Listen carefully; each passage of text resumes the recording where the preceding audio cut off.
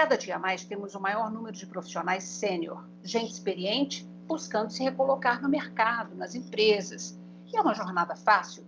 Infelizmente não.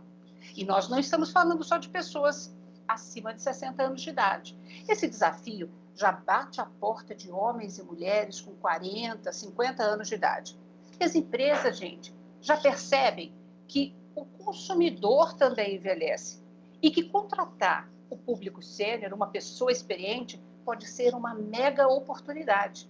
Por isso, hoje nós vamos conversar justamente sobre a importância de contratar o público sênior para a sua empresa com um grande especialista, o Sérgio Serapião.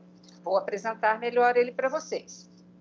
O Sérgio Serapião é empreendedor social, fundador do movimento Lab 60+. Ele também é membro do conselho do Sistema B e, lógico, cofundador e CEO da Labora.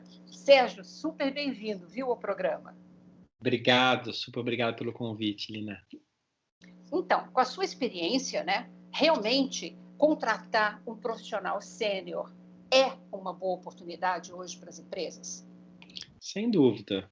As empresas vivem aí uma guerra de talentos, até porque estão continuam, né, mirando o mesmo grupo de pessoas recém-formados, jovens, para justamente serem a base da estrutura organizacional, e de repente esse grupo está diminuindo por vários motivos, né? E cada vez mais demandado. Daí vira uma guerra de talentos. Por outro lado, você tem um conjunto crescente de pessoas super experientes e que estão ávidas para trabalhar, e que não estão sendo acionadas, né, por diversos motivos, não conseguem entrar no mercado.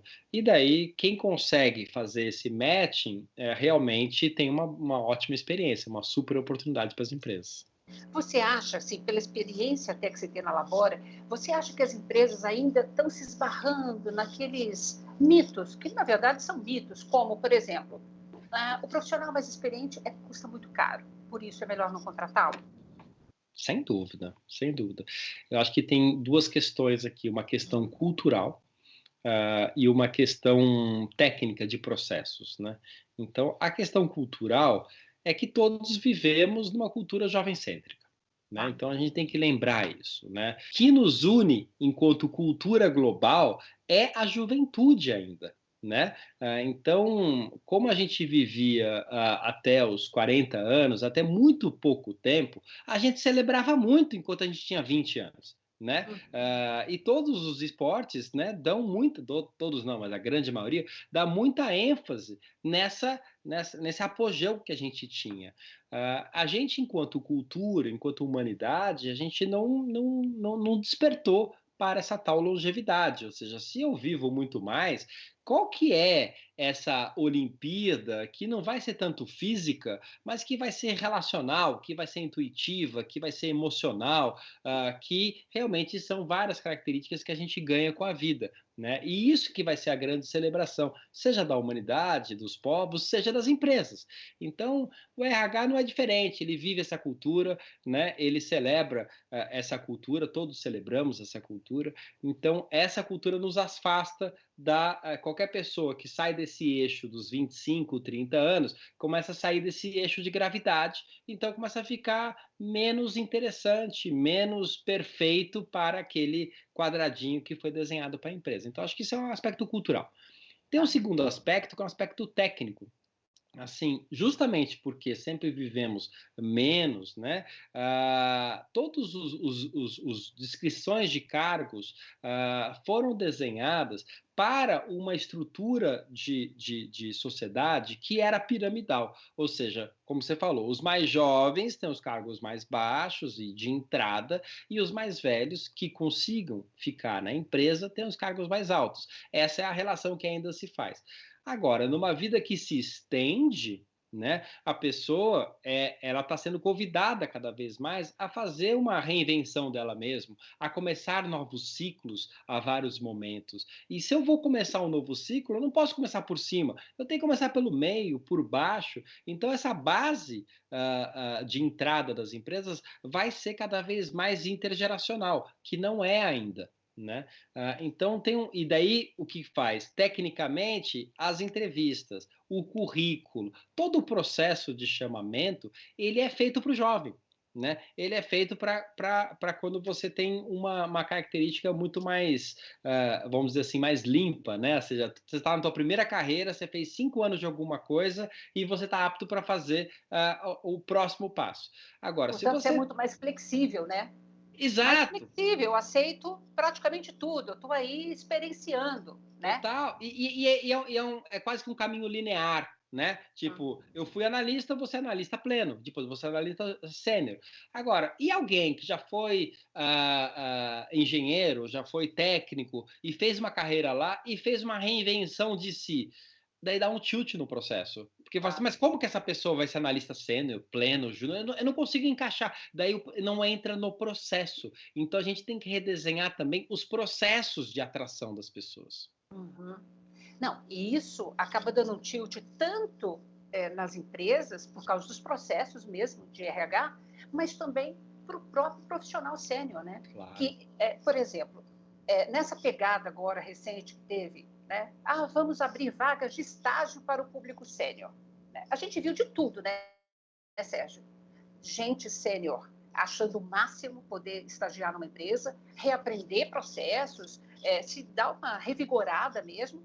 E teve gente também que falou, imagina, pelo amor de Deus, como é que eu, né, com 20 anos de estrada, posso me candidatar a um estágio que paga aí de R$ 1.500 a R$ 3.500, mais ou menos, no mercado? Como é que você vê essa questão hoje? Você tá corretíssima, porque realmente dá um tilt no sistema inteiro. Por um lado, a empresa abre esse processo na maior das boas intenções, né? Dificilmente o processo de atração de um estagiário jovem vai estar preparado para absorver a experiência dessa pessoa sênior. Muito difícil, muito fácil dessa pessoa não dar certo. Então, é um outro programa, não é o mesmo programa. Você vai ter que remodelar. Segundo, ainda olhando no olhar da empresa, e eu estou falando isso porque tipicamente é a mesma pessoa que cuida dos dois programas, porque é estagiário. Assim, não tem um programa, não tem nada a ver com o outro. Então, por que você está botando mesmo? O segundo não há esse profissional. Né?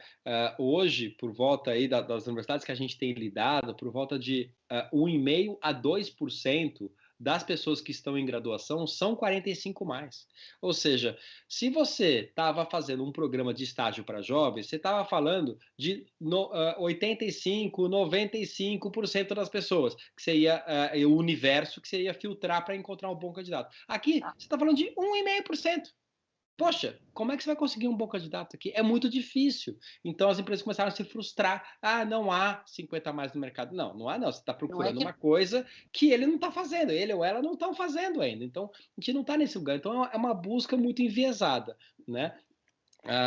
Então esse é um lado. Pelo lado do sênior, eu acho que também dá um tilt, como você falou, porque assim. A gente ainda vive por mais que a gente esteja evoluindo, a gente ainda vive muito, o Kalash usa muito esse termo, né? A coisa da vida trifásica, né? Ou seja, a criança estuda, adulto trabalha, idoso se aposenta e se prepara para a morte, né? Aproveita a vida ou se prepara para a morte, daí você quer colocar um lado positivo ou não ali. A extensão do curso de vida, ela muda completamente essas fases, ela embaralha tudo isso e você vai estudar, vai trabalhar, vai estudar de novo, fazer um sabático, e aí vão fazer microfases. E isso tem tudo a ver com o que está acontecendo com o mercado de trabalho hoje, que as profissões estão ficando cada vez mais curtas, né? Então você tem que se reinventar e dificilmente você vai ficar 25 anos fazendo a mesma coisa, porque a tecnologia não vai permitir. Só que uma pessoa que tem 50 anos, 60 anos, não viveu essa experiência de carreiras curtas. Pelo contrário, tipicamente viveu carreiras mais longas. Então, também, quando vai para o mercado de trabalho, fica na expectativa que vai ter uma continuidade da carreira que ela estava. Eu parei no ponto de gerente sênior, agora eu posso ser um diretor, ou pelo menos um gerente sênior. Agora, não é bem assim, porque o mundo mudou. Então, assim, não mudou só para o sênior, mudou para todo mundo. Então, é como se você começasse um novo jogo. Você vai ter que andar todas as casinhas para trás e começar como estagiário? Não necessariamente. Você pode começar no meio do caminho, mas não é uma continuidade daquela carreira, não é um puxadinho da tua carreira que você vai poder fazer. Dá para fazer? Dá, mas é muito mais difícil. O Ou mais seja, fácil é você recomeçar, entrar nos primeiros, segundo, terceiros níveis, para realmente você contribuir. Só que, daí voltando, só que aqueles primeiro, segundo, terceiros níveis tem que ser novos primeiro, segundo, terceiros níveis, não são os mesmos, né? Porque senão essa pessoa vai ficar super engessada, né? tá. Então, olha o tilt que dá a inclusão do 50 a mais. Não é assim, vamos fazer só uma isenção de imposto para contratar. Não é sobre isso. O buraco é muito mais É embaixo, né? muito mais embaixo. É muito mais Ô, embaixo. Sérgio, nós vamos para um pequeno intervalo e a gente volta para a nossa conversa, tá bom? Tá ótimo. Você não sai daí também, não. A gente volta já já.